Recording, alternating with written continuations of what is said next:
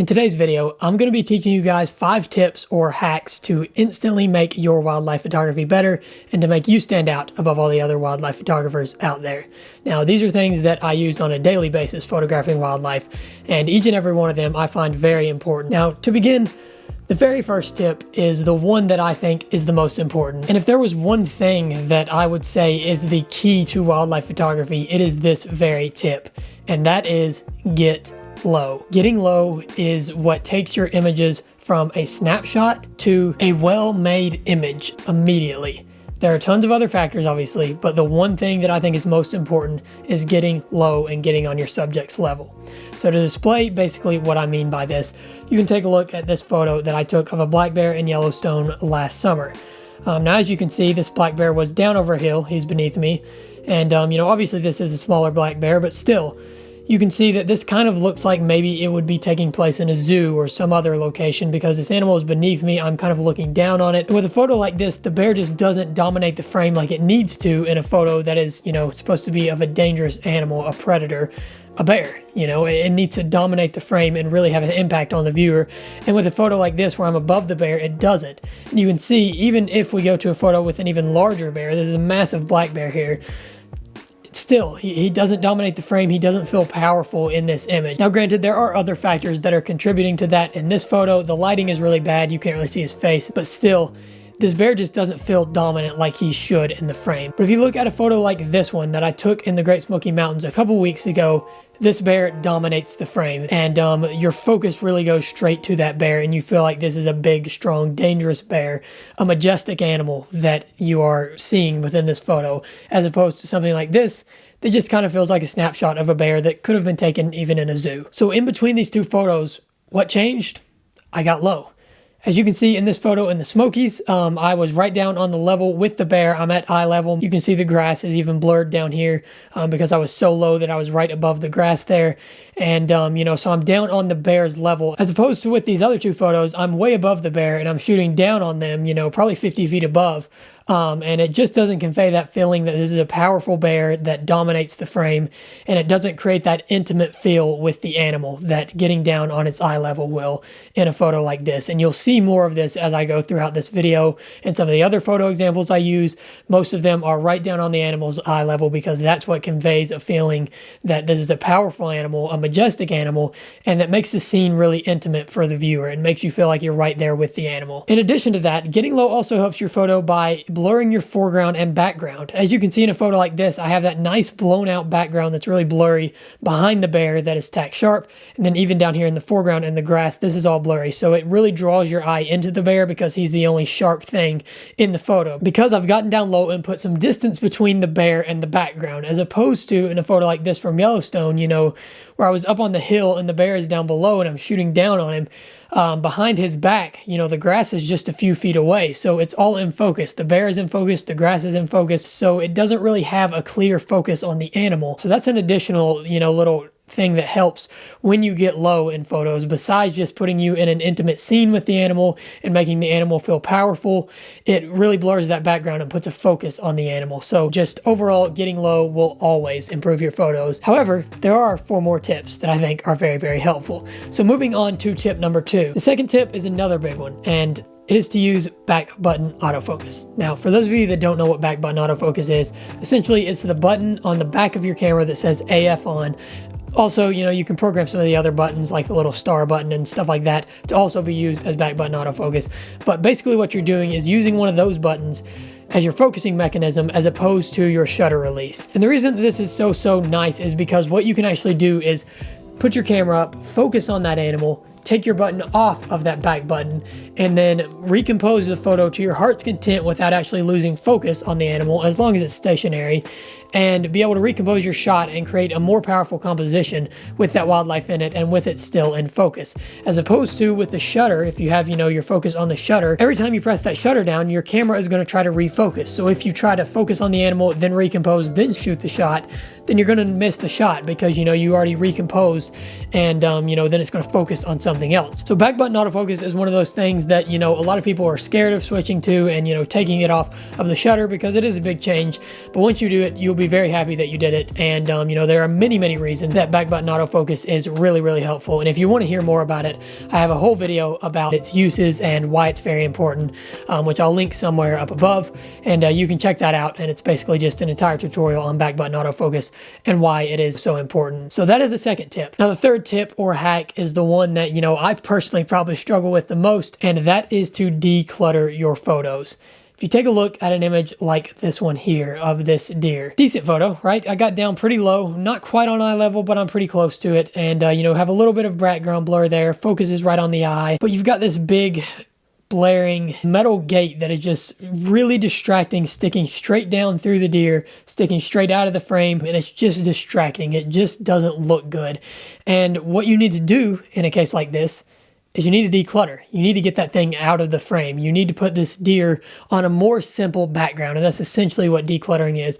It's just taking out all of the distractions out of your photo by somehow recomposing to make the surroundings around the animal as simple as they can be and put all the focus on the animal. Sort of like earlier when we were talking about getting low and you're trying to put that focus on the animal by blurring the background. Same sort of thing here, except you're not really trying to blur anything out. You're just trying to eliminate it entirely from the photo by, you know, maybe it's by getting low, maybe it's by just totally recomposing your shot.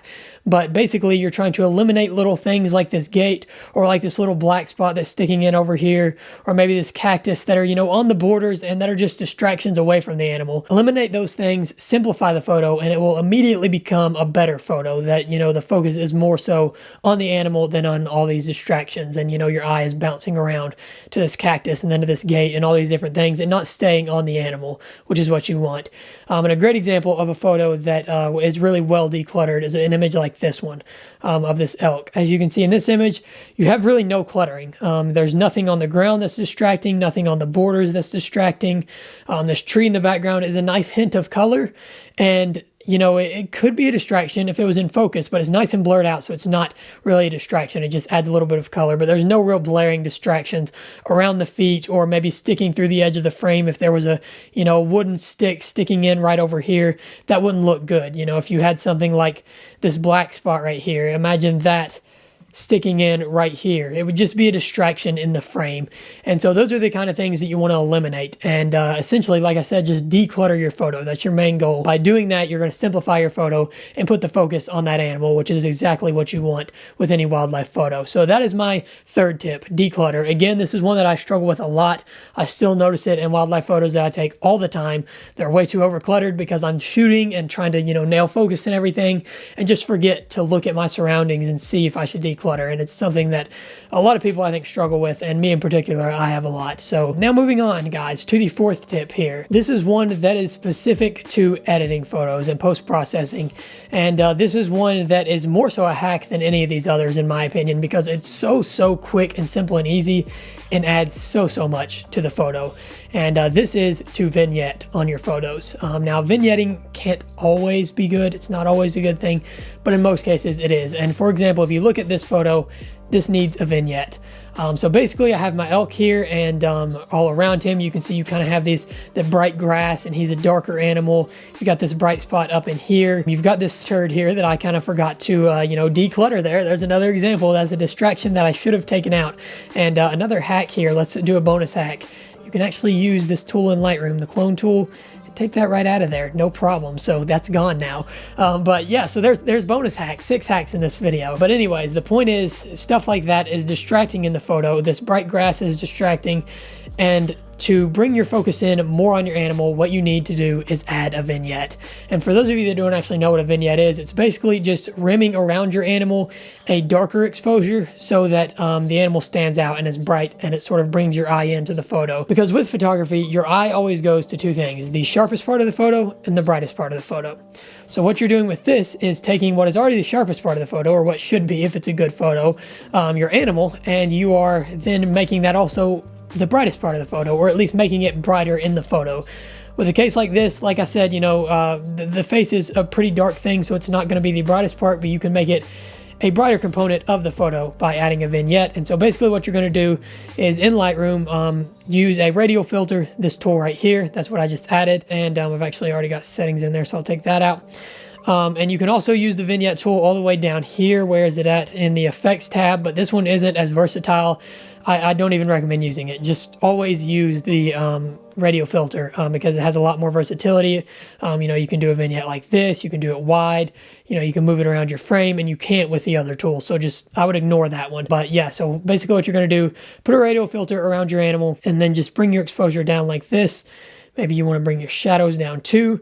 And basically bring the focus in on that animal and put a bright spot on that animal. And you can see right here, if I do that, there you go. So you have a vignette on that now, and you can see the focus has been really brought in on this elk, as opposed to if I actually go down to the original photo here, you can see how all these bright areas around the elk are somewhat distracting. And now I've subdued all that and really put the light right here on the elk and on the grass around him and put the focus on that animal. So that's another simple hack that you can use there.